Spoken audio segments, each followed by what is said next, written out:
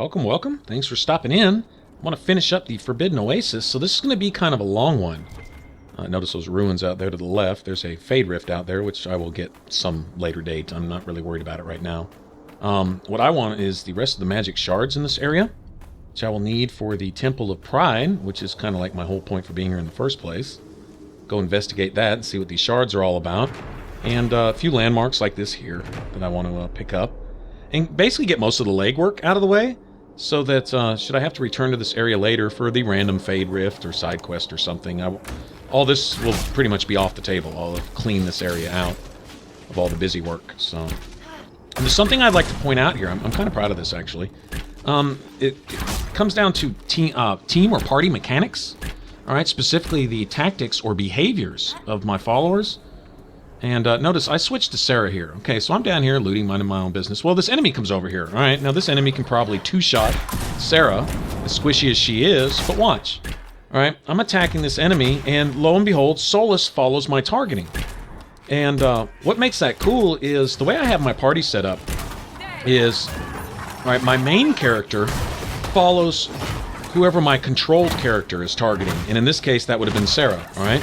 And then all of my followers target whoever my main character is targeting, all right? Well, if I was playing as Sarah, why did everyone target who I was targeting? Well, that's the thing, is... all right, if my main character is set to follow whoever my controlled character is targeting, in this case Sarah, all right, then that means once Sarah started shooting at this enemy way over here, my main character broke off from whoever she was attacking to target whoever Sarah was attacking. Well, everyone else is set to follow my main character. So essentially, no matter who I switch to, the whole party is going to follow, all right? But I don't have everyone set to follow whoever the controlled character is targeting, and that's not ideal. I have everyone set to follow whoever my main character is targeting, and then I have my main character set to follow whichever controlled character is targeting, meaning that whoever I switch to, whether it be Solus, Sarah, Varric, Vivian, whoever, all right, my main character will follow in suit, and whoever I'm not controlling at the time, everyone else in the party, will follow my main character, meaning they're following who I'm targeting anyway, if that makes sense, all right? So my main character's targeting pattern is the key, but whoever I'm controlling at the time, if it's not my main character, which it is 99% of the time anyway, but let's say it's not, like I switched to Sarah there just for giggles, whatever, my main character follows in suit, and then the other characters, in this case, Cassandra and Solus, follow whatever my main character is doing. All right, which means she's following what my controlled character was doing. So it's synergy there, is no matter who I switch to, that everyone acts the same, my party sticks together, and we all fight as a team. And that works for me. It's worked so far. I haven't had any, haven't seen any weaknesses in that. Every once in a while, sometimes my teammates won't do what they're supposed to do. They'll get stuck in an area, or they'll just be standing there doing nothing, because perhaps they'll still have the stop command registering for some reason, or I don't know. You know, things happen. Probably more my error than the game's error. But overall, that behavior seems to work out really well. And I've covered that on recent ones. I try to cover my build at least every 5 levels or so, to go over a thorough, you know, hey, this is how I've set up, this is why I picked these skills, this is why this works with that, and if this doesn't make sense, this is why I do it, you know. And anyway, so I've covered that before, but there, it was kind of an action. That was like a perfect example, is that worked. Got stuck with Sarah off to the side in a what could have been a bad situation. Now, sure enough, that was just a hyena, who can be pretty vicious here, especially at lower levels, but later on, let's say it's something like, I don't know, some Red Templar or some enraged friggin' terror demon or something like that. I might need some help, and I would assume that if my party's acting the way it's supposed to, it's going to come give me a hand. Alright, now this, I could essentially end this Fade Rift here if I can keep everybody up here. Sadly, that's not the case. It doesn't work like that.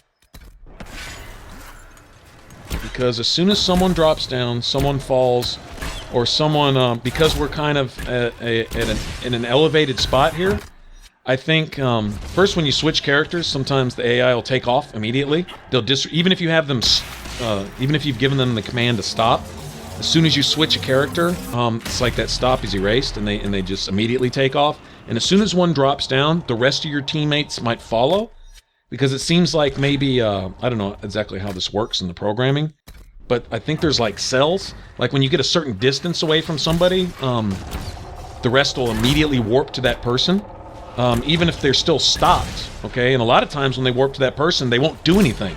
They won't be active. They'll still be following the stop command, but the game will have moved them to another player's side, and so you're all warped to an area where you may not want to be, because one of your party members accidentally went to a spot where you didn't want them in the first place, and everybody's just standing there inactive, just getting destroyed almost immediately. Kind of the case here.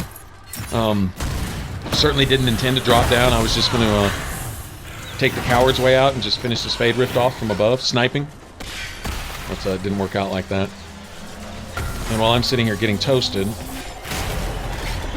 and not drinking a health potion, which would be, of course, the smart thing to do.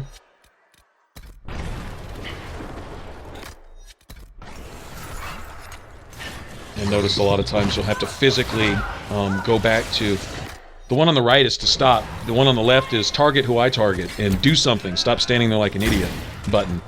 Sometimes you have to physically activate that one to counteract the stop, so... Sometimes you get in a cluster. Now, there's an exception here. With my main character down,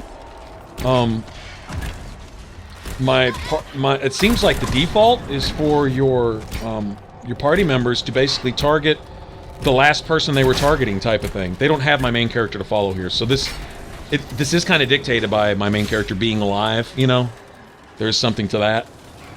And, by being knocked out, actually I'm trying to find her right now, and I know she shows up as a skull on the minimap, but yeah, that's not working well for me, so that's fine. We finished him off. That's pretty cool, level 12 Fade Rift, and we're all level 10. So that'll work. I'll take it. Alright, so these tunnels are essentially open for us to explore now. That's cool, I guess. But anyway, I thought that was neat, seeing the party behavior, the party tactics kind of come to life right there, and all my everybody do what they were supposed to do, kind of working as a team. I thought that was pretty cool. Getting all those parameters set in the first two Dragon Ages is kind of hard.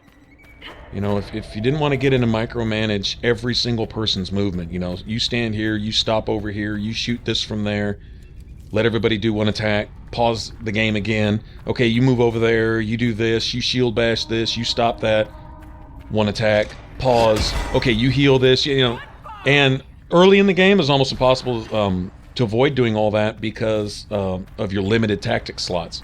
You only start with a couple, and it takes a little while to start getting those under your belt. But then once you have 8, 10, 12 of those at your disposal, then you can set all your party members that if this happens, use this. Don't use it any other time. Don't waste your mana on it. Don't waste your stamina on it. Don't waste an attack on it, you know. Just use this then, use this then, use this all the time. You know, that type of thing. Or only if this person is hurt, then do this. But otherwise, don't use it at all. And when you can micromanage that type of stuff, that takes a lot of the pausing the game and micromanaging the movement and actions of each character between each attack. It kind of takes that out of it because they instinctively do those things. And so if you can kind of get a, what would you call it? Oh, what's that term that Bruce Lee used? Be like water, you know? If you just kind of, if you have this flow where you adapt to any combat situation where everybody's instinctively doing their job. Your mage is keeping your tank on his feet. Your tank is keeping the hate off of everyone else. Your damage dealers are, you know, owning targets in a certain order, you know, to get the most dangerous ones out first so that you can finally whittle it down to, you know, kill the boss type thing. And it's pretty effective. It's pretty cool playing like that. It gives me a sense of accomplishment to know that my party is working the way it's supposed to. It's kind of neat seeing it actually in action, you know. Alright, don't know exactly why I'm taking the shortcut. It seems like there's something down here. I am guilty of getting lost here, and I am not even gonna lie. Like right here, I have no idea where I'm at. I think this leads back down to the oasis itself. And that's not where I'm trying to go. I'm trying to go to the balcony. Balcony has some good ingredients. Little crafting ingredients, some more Paragon's Luster, hopefully. A Yeah, see, I'm back down the stupid oasis. All right, let's go back up. Another ocularum to find the last shards that are right here. Although I think the ocularum here also locates one shard that's kind of out in the center of the map also. It really would have been just the wisest thing to bypass everything, go activate all the ocularums very first thing, and then go back and run around the map and pick up my shards. I get distracted too easy. Like a cat in a room full of shiny nickels or something.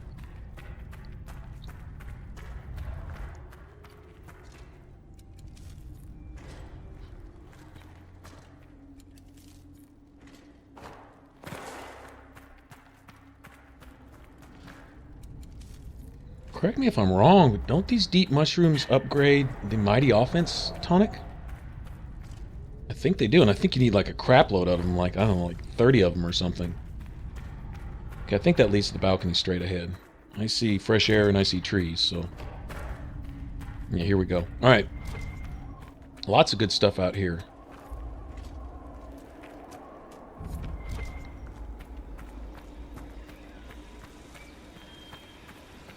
With a landmark.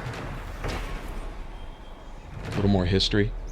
Isn't that amazing? You have beautiful cinematics, the narration, all the character voice acting that they tell the story and give you background into each person's religion and politics and their homeland and how their people think and act and even what they like to eat and wear, and I mean, you name it. You know, living, breathing world as far as that goes. But then they go a step farther and they give you these codexes, which kind of like fill in the cracks. You know, they really just it's kind of like putting plaster on the walls, and it really just fills the picture in and gives you this full sense of being in an actual real world type of deal.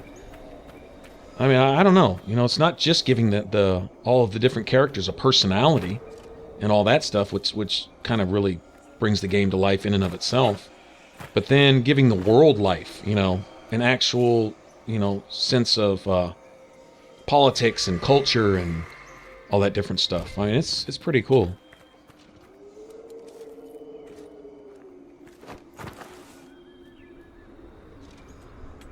I don't want the smacking sound of my lips being forcibly removed from their backside as I just overly kiss their ass for the job they did here. Seriously, I guess, oh well, you know, it is what it is. I have utmost respect for the art that they put into their game design here. And if you think about, I don't know, for those of you that have been with Dragon Age all along, I don't know if you share this, but I'll pass this along while I run around and pick weeds here in the water. After the first Dragon Age, okay, the second one came out pretty quick. By their development standards for these games, it seemed rushed, and then that was where it got most of its hate, is it came across as being rushed. You know the copy paste, you know, maps and caves and stuff in the game and stuff like that. I personally loved just about every aspect of the game. When I get to the end of that game and the closing credits, that song, I think it's called Ghosts. I'm not calling you a liar or something like that. Anyway, it just like sums it all up, and it carries across the complete spirit of the game. Totally amazing. The combat was deep combat system, beautiful combat system. Then the combat itself is just action. You're zipping around like a hamster on crack and coffee at the same time, just annihilating stuff, and it was beautiful. Then you put it on Nightmare, and you really have to dig into your skills and set your party to work right. It's just, I loved it. The narration, the story, all the characters, loved them a lot and hated them a lot. I mean, there were extremes there, and you know, that's pretty powerful writing when you can evoke that kind of emotion one way or the other with, you know, just a character. NPCs in Dragon Age don't just stand there and their only purpose is to say a few lines to give you a quest to go fetch a cup out of a cave full of zombies. That's not what it's about. NPCs in Dragon Age are like real people. You know, they have a personality and a past and some importance. I mean, they become almost like friends in the game. Look at Mass Effect, same way. Same kind of writing, same kind of style. What is Mass Effect? Dragon Age with guns, basically? If you say Fallout is Oblivion with guns, well then Mass Effect is Dragon Age with guns. I mean, it's that same similar feel, that same sense of being drawn into the world, where you're not just watching a movie, you're part of it. You're actually in the movie, playing the movie, living the story. in your own little way, and they give you all the decisions to make. That's some fabulous stuff right there. That's, I don't know, being a gamer, being diehard, this is what I live for, games. That's my thing. And being passionate about it, it really pays off with these games. Mass Effect and Dragon Age both. Can't say enough about it. Anyway, okay, enough of that, huh? I got people at BioWare blushing. Sorry about that, but can't show them enough respect. They deserve it. They earned it with this one. Oh, anyway, I was gonna say between Dragon Age Origins and Dragon Age 2, after 2, even with all the hate that it got, sure, it didn't come from me, but still, they got a lot of hate from a lot of people. Probably lost some fans by people, I don't think, who gave Dragon Age 2 enough of a chance. Or they only saw it in the light of it not being an extension of Origins, so therefore it must suck, type of thing, as opposed to seeing it as a game standing on its own. And now you see that story kind of needed to be told separately. Maybe it could have been more richly developed or something. I don't know. I'm not going to knock it because I love the game. But it was kind of a separate deal. Those two parts become a whole here in Inquisition. But what seems unrelated before is really relevant here, but you don't see it till you get to Inquisition, and then you say, oh, wow, oh, I get it now. You know? And it was still told in kind of a neat way, Dragon Age 2. But with the rush time, I think I personally had a fear that they were going to go over the top and just for the sake of the almighty dollar, just crap all over Inquisition's development and just rush it and do what they could and try to dress it up all they could to pull as much initial money as they could, and then they didn't make what they thought they should make, then try to squeeze every last dollar out of DLC and all that, or pull a bunch of parts of the game out of the game and sell them to you later as DLC, which seems to be really popular now, and EA was getting really notorious for that. EA was like, you know, the evil Darth Vader of the gaming industry with their money tactics and stuff, and they're getting a really bad rep. And from what I understand, they lost some of their brass. Some people who were responsible for a lot of that finally stepped aside because they saw that people were seeing them for what they were. That's how I understand it basically went down. I don't mean to oversimplify things. I'm not part of that world, so I can't really know. But the impression I got is they got replaced with people who actually gave a shit about the gamers, like you and I. And, oh, look at that. See, my party didn't follow me. They were all the way back here. Apparently, I'd been walking by myself all that time, blabbing my lips. And as soon as I switched to Sarah, I went back to where Sarah was, drawing the whole party with me. Wow. Okay, whatever. It's only 30 seconds to get back to where I was, but still. Annoying. All right, but I was afraid that they would rush Inquisition. It would turn out to be all that everyone was saying Dragon Age 2 was, to the point where I couldn't even defend it anymore. You know, I was worried about something like that. And then they give us this. They took extra time, they delayed it, they set it back until it was ready. And I don't know what bugs and glitches that people have complained about. I heard that some PC users had a hard time of it early on. I'm hoping they fix that for all of you guys too, so it's playing the same for everybody. I hope so. But whatever, I've experienced very little with this game. The occasional thing where an NPC will disappear and reappear, or something 5 feet away or something. So stupid and meaningless that it's not a game breaker or a mood breaker for me. I can overlook it. It's passing. It's not a big deal. The bad ones to me is when the game is really building up to something and then the game glitches or bugs out or crashes or does something that's mood breaking, where you were all excited and it was building up to this big emotional moment and then the game just craps on you. Okay, and how do I get up here? Okay, no. Okay, I've already been up here. Oh, duh. Okay, climb these stupid rocks. But I haven't had any of that. You know, besides the little minor stuff. In fact, I don't think it's frozen on me once. And thinking about some other big open world games that on first day of release froze like 20 times in the first couple hours type of thing. Corrupting saves and doing all kinds of other funky stuff. I haven't experienced any of that. So whatever polish they gave it, the extra time they took, showed me that they cared. Some other people were in charge and let the developers have free reign to do their thing. They didn't say slap 2 coats of paint on that canvas and sell it as a painting just because our name's on it. They said, take your time, do a masterpiece. If it takes an extra year, then that's what it takes. And that seems to me what they did.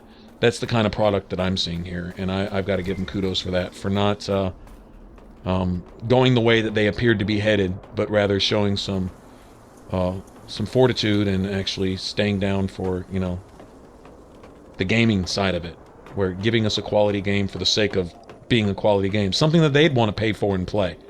That's all I really ask, you know? You can sell me DLC later as long as you give me the whole game now. I'll buy the DLC just to support the game, as long as it's the whole game. And it's good quality stuff, and I saw that you took some time and care, and you kept me in mind. What would the fans enjoy? Let's put this in here. It's going to take an extra day. Let's do it anyway, because it would be cool. That kind of attitude, you got me all day long with that. And they seem to have done that in spades with this. That's my opinion. That's my take on it, and I'm happy with it, so... You know, I paid my $60, and I'm good with it. I guess that's really what matters.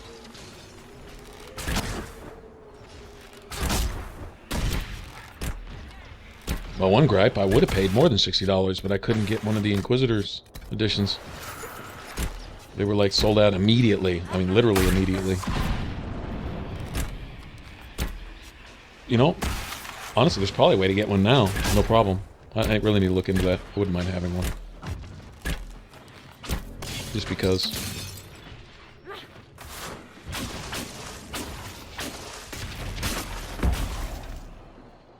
Alright, Soul, let's do your thing.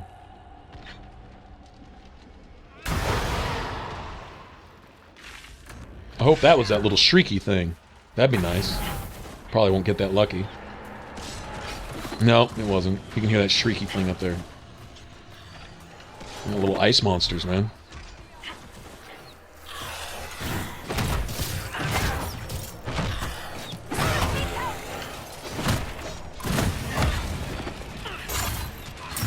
Okay, now, this is like ice armor that these guys have. And I guess that's a gift from that shrieky guy up there. I believe that's what they're coated with. It doesn't look like a regular barrier.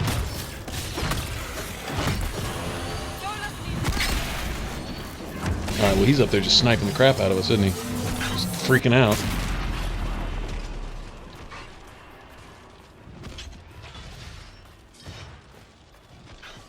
I wonder if any of the other races move faster as two-handed warriors. Qunari is kind of clunky.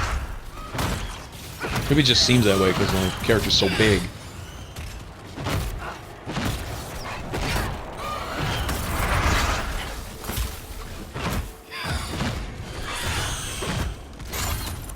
If I didn't hate these guys so much, I'd say they're actually kind of cool. Where they use their magic and stuff.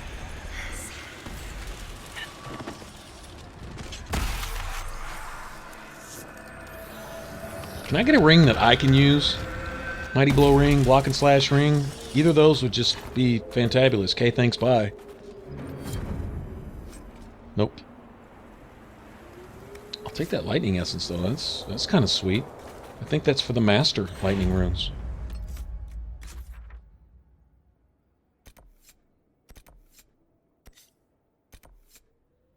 Okay, so we got a shard above the campsite there. And it looks like we got one more between the campsites. That's going to be interesting. We still need to go take care of those spiders, too. I keep meaning to get over there, and I can't seem to work my way over. Alright. And I better re-up on potions before I go mess with them. Spiders here, unless there's some secret that I don't know about, these are of the corrupted variety, which means they hit 10 times harder and have like 50,000 times more health. These guys can essentially 2 or 3 shot you. And it's maybe because I'm lacking something in particular or something, but it seems like they're just a little overpowered. That's just the impression I get.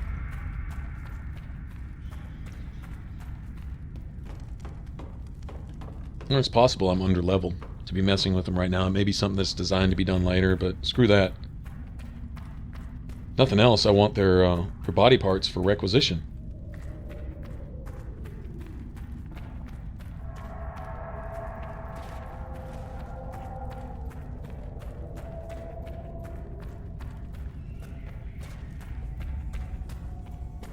There's got to be a shorter way up here than this.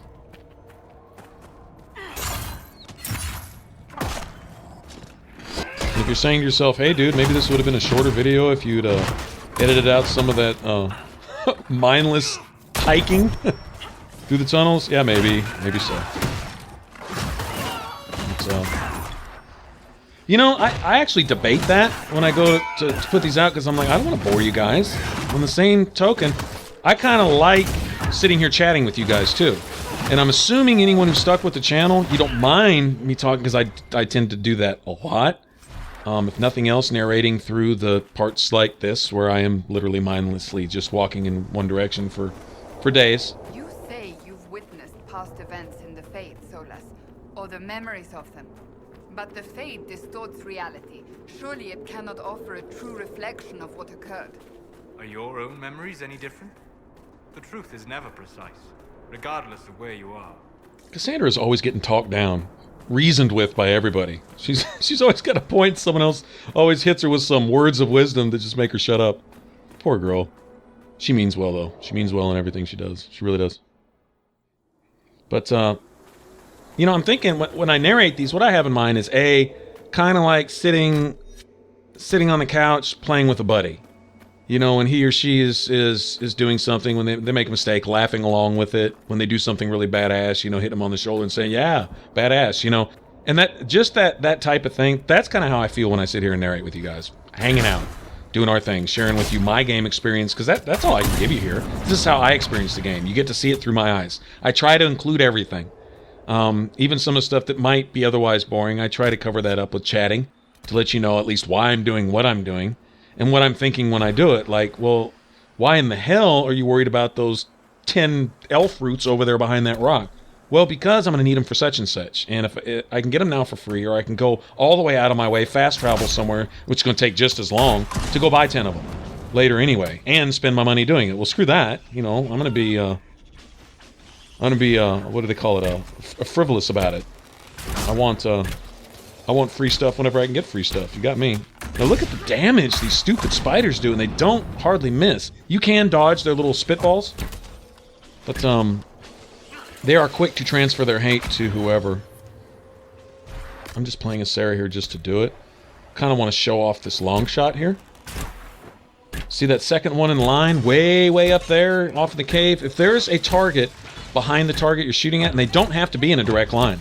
I've seen my long shot arrows zigzag all over the map, as long as they're essentially behind the next guy. If I have 5 targets that are roughly behind each other, in generally the same direction, I don't know what the exact arc is. Like, you know, if you could picture a cone in front of you, exactly how wide that cone would be, that the enemies have to fit in for that arrow to go from one to the next to the next. But each consecutive enemy they hit stacks a bunch of extra damage on those arrows, and if you happen to pull off a critical, or get any other bonuses affecting you while you're doing it, like say all those enemies are also taunted, aggroed, then you're talking about dealing out some massive pain. So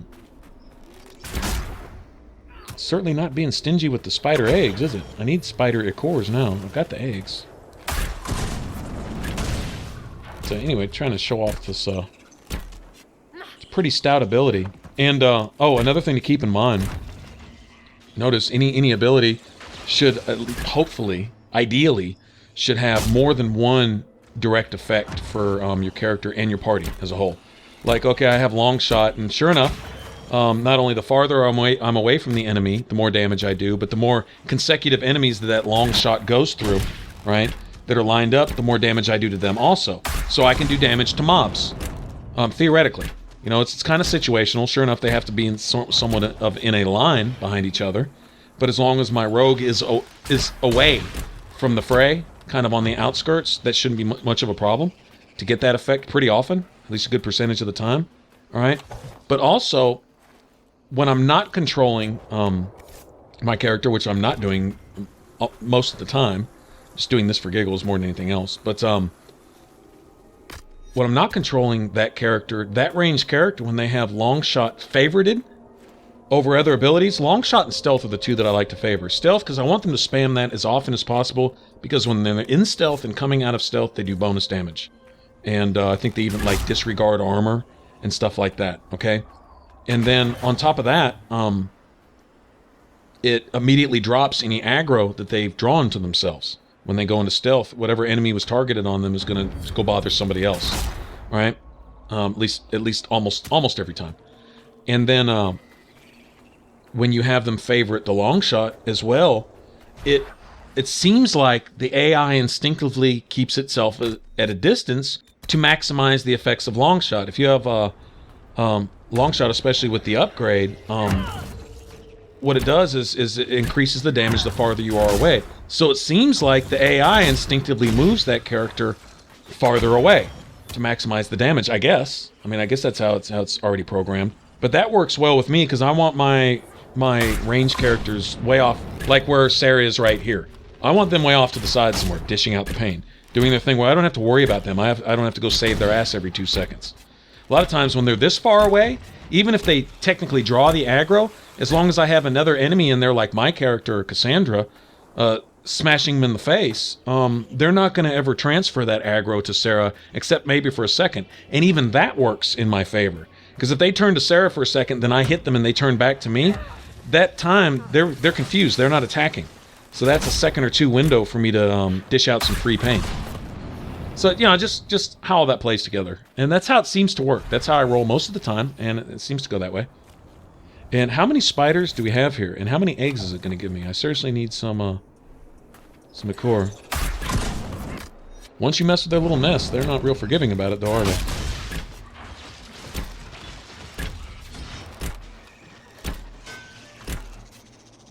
That's it for the Thank you, spiders. finally.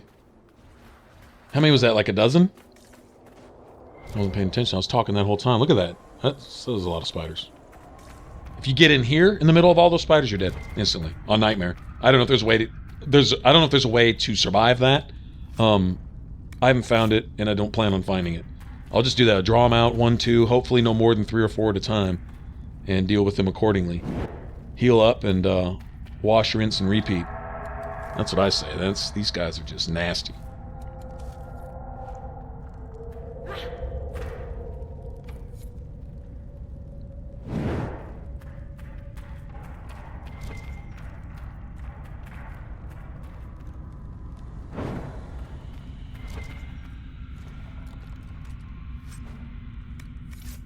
Alright, there's the wedding ring. Some more free stuff. Stuff respawns in this cave right here about every, what, like 15 seconds. I mean, it's fast. We could leave, go fight something, walk right back in, and probably all be back again. Good to know for deep mushrooms later. And the spiders will probably be back later, too. I wouldn't doubt that.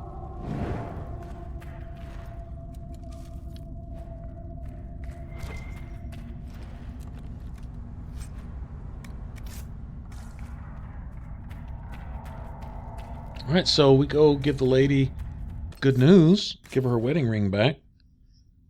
That huge circle means she's somewhere here.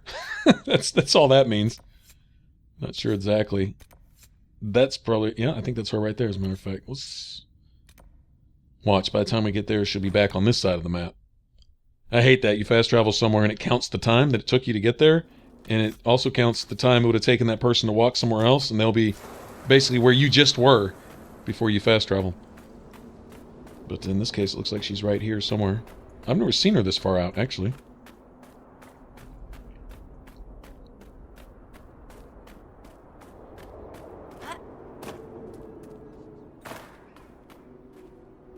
What do you want? I believe this is yours. Nothing here's worth as much as this. It's all I have left. I don't have much, but this opens one of my old caches.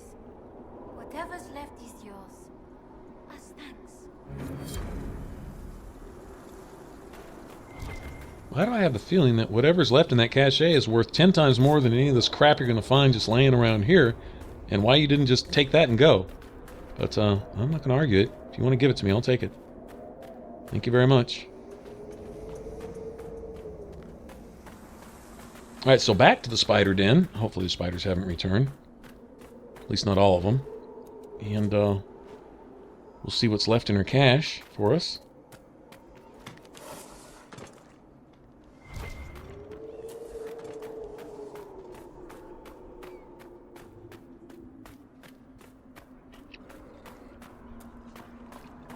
I think this is shorter than that side cave.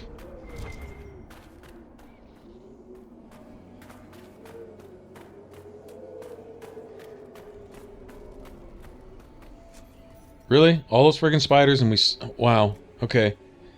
Normally, eggs are the rare drop. They're the one you don't get. It looks like it gave me half a dozen of those, but... Oh, well.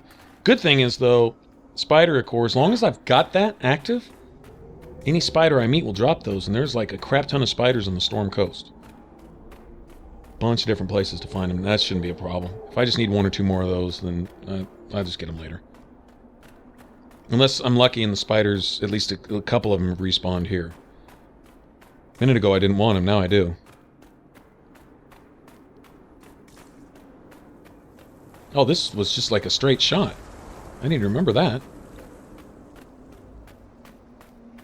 Stupid 5-minute trip through the tunnels last time, and all I had to do was come straight up there, huh? Okay, well, now I know. Little fox dude leaving his paw prints in the sand. That's pretty cool. Little details. Bits up, face down. Oh, no spiders. Alright, so one more requisition. I'm stuck just one or two little things short of. Alright. That means at some point on down the line, I'll be turning in a bunch of requisitions all at once. Oh, sweet. Fade Touch Serpent Stone. Okay, Fade Touch stuff. We will talk about this at a certain point in the story. Not too far from where we're at now. And it has to do with Master. Schematics, Master Works, Master Crafting. Use these things and they give you a perk on your weapon as opposed to just buffs. Instead of just like plus strength or plus constitution or something like that. They give you, do we still have a shard by the campsite? I think we do.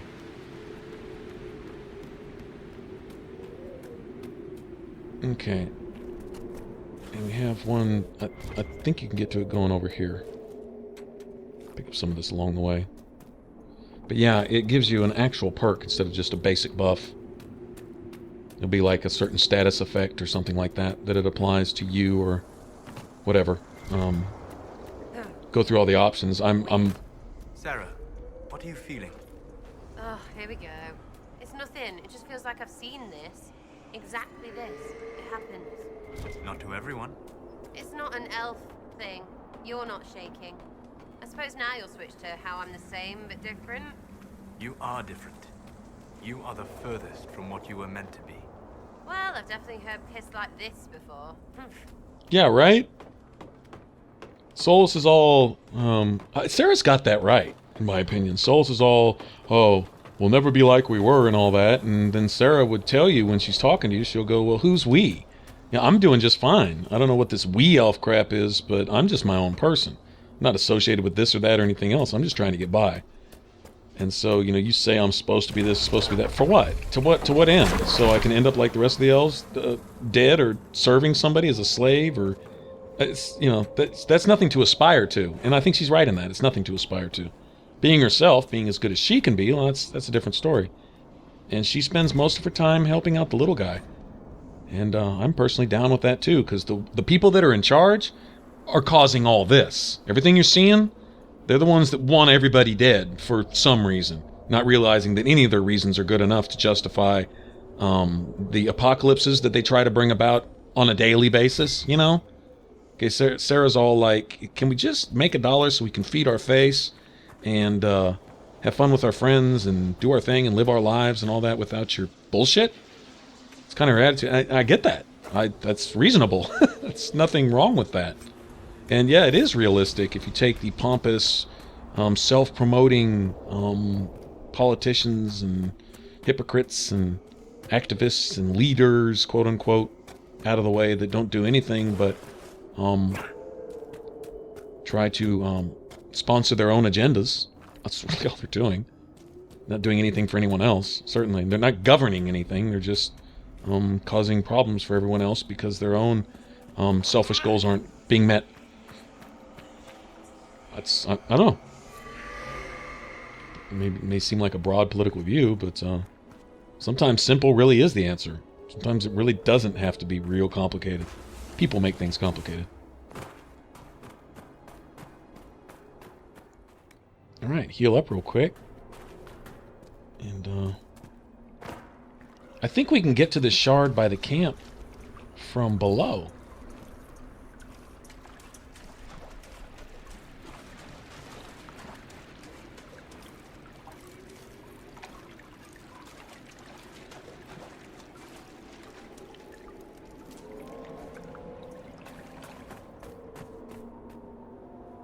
Wrong tunnel.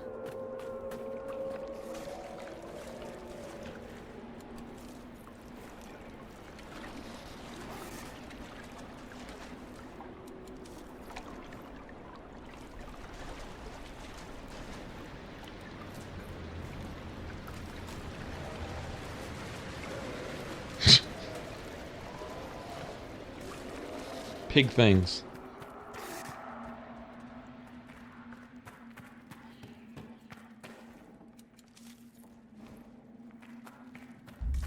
Well, let's see. Quickest way to the balcony, I think, is right up here. We're gonna have to, yeah, we're gonna have to go out on the balcony and then over.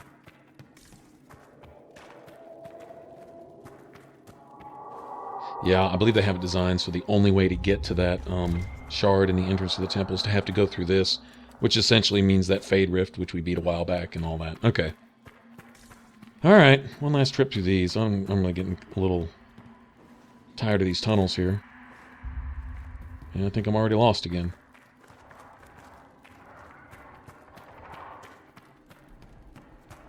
That's cool. I really need these mushrooms. I'm going to need them at some point. No harm in getting them now if they want to just throw them at me. I'll take them. There we go.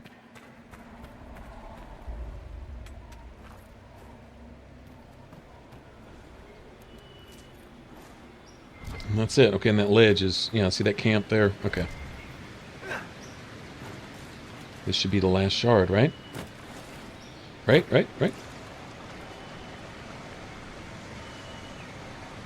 Yes, alright, and that essentially completes that quest, too. Alright, that's cool. Got some influence for it, I'll take that.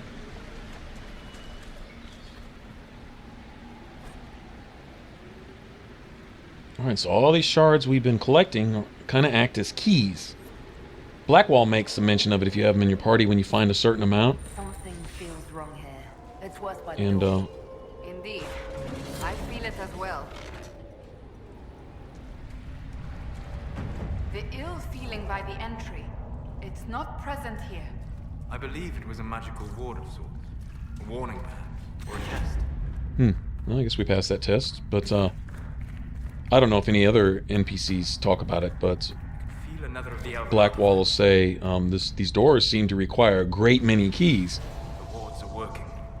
However many shards we've collected, it's, well, we're going to see we have a lot of doors to open. And I like this. It's not telling you to collect stuff just because the game says so, because there's an achievement or trophy for it. You're collecting stuff for a reason. And we'll see that's like a big reason here. And the rewards you get are just, lovely.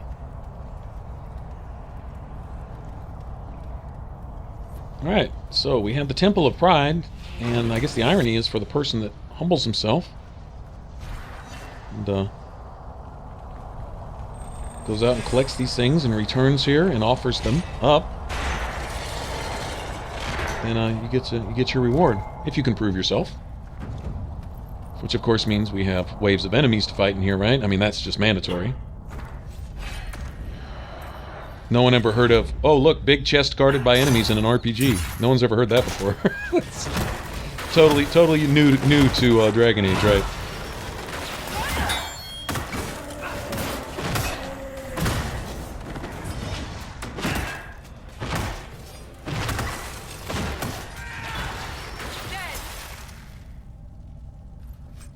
Sweet, corpse heart. And stuff like that we're going to need for crafting new, cool stuff later.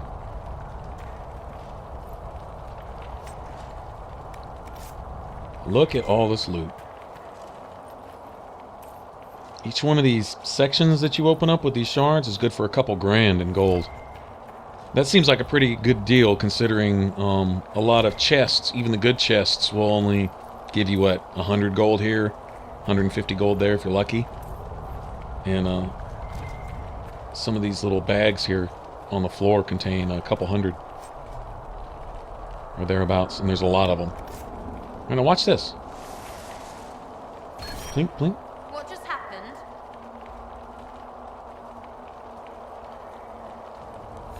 I feel a bit strange. The magic was drawn to you, possibly because of your mark. The effects were purely benign. If it wasn't a trap, what was it? It may be a reward for those who prove themselves worthy.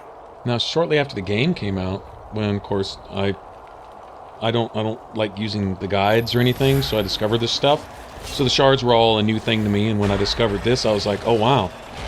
And especially for any warrior, I mean, any permanent damage resistance is great. And what that was since we're on the fire side here, that was right there, plus 4% permanent fire resistance for my character, like forever.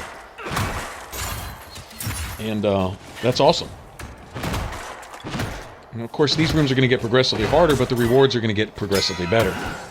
And essentially, at the end of each one of these sections, once you've cleared it out, you're going to get better loot, and by the end, you'll have a 20% damage resistance to that particular element. We have fire here, and then you have, next to this is, I think, cold, and then the first one is spirit.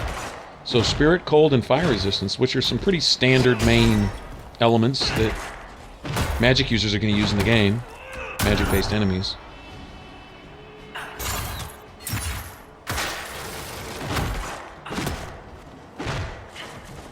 It's alright.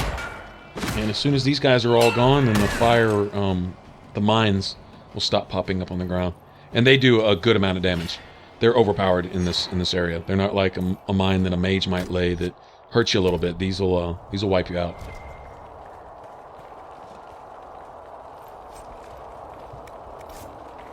Chantry candle stuff. Why do I have a feeling that's for a requisition or something? Or something I'll need like 10 of to make something later. Huh.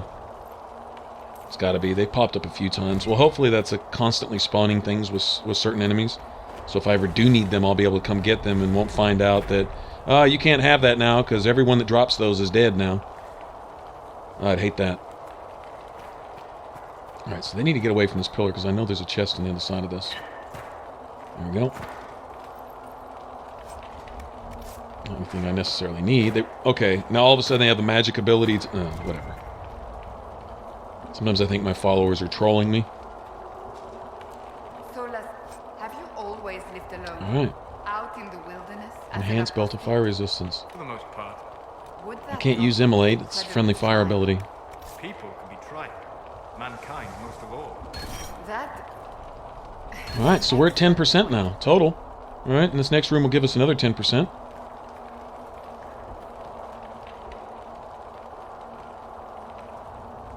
Are you kidding me? I'm one short? We need more shards. Wow.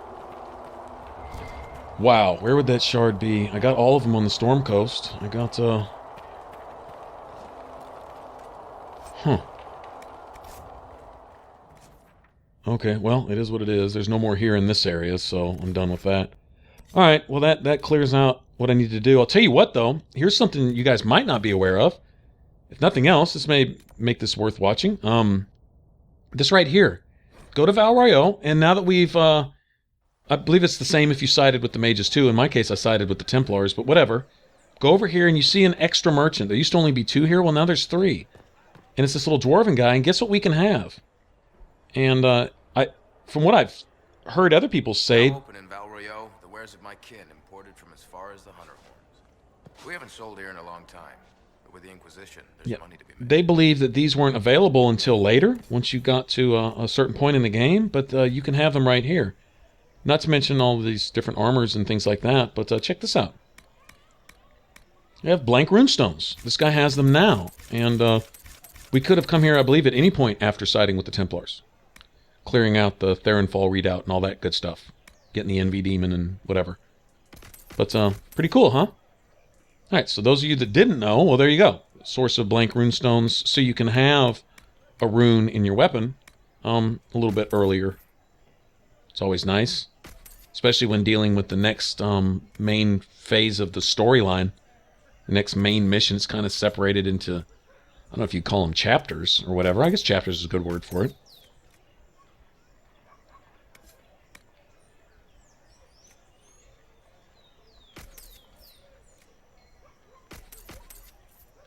I forget what belt you get in that last area. The room that we were 1 shard short for. Friggin', oh well. No going back now, but the next belt you get gives you like, I don't know, something, it's like 30% fire resistance. Stacked on top of the 20% you get for finishing that area. You can get 50% fire resistance for whatever. That's pretty cool. It's gonna come in handy. Alright, In Your Heart Shall Burn, and that's where we're gonna go, but what I'm gonna do for the next few videos is I'm going to go through the dialogue. Dialogue of all the party members here, and we're gonna grab some codexes also. Okay, and so I'll probably heap them all together, upload them all over a day or two, the best I can. Sometimes they take a while to upload, but I'll do what I can. And maybe even put a note at the beginning of each one, you know, dialogue, so you'll know there's nothing exciting going on, but if anyone of you want the background stories behind everyone here, at least what we can get up to this point, Varric, Cassandra, Leliana, I'll talk to everyone I can, everyone I can find. I'm going to go around and I'm going to read all the codexes, because now I'm getting the bonus XP for it, okay, and we're going to get a whole bunch of that, so we're going to be real close to leveling if we don't level, just from that, considering where we're at now. Notice since I have Paragon's Luster, I can go ahead and make the sword. Look, it's 195 instead of 175. And that's a definite boost. And I can also use it for the upgrades on the sword too, if it applies. Sometimes they want leather or cloth items, other times they want more steel or more metal, more ore to upgrade them. And so depending on what, I think I'm just gonna max out on strength. Look at that, plus 20 strength with this bad booger. Talking about pumping out some extra damage. Sounds cool to me. And then I'm going to, so don't really have anything to put on it, but I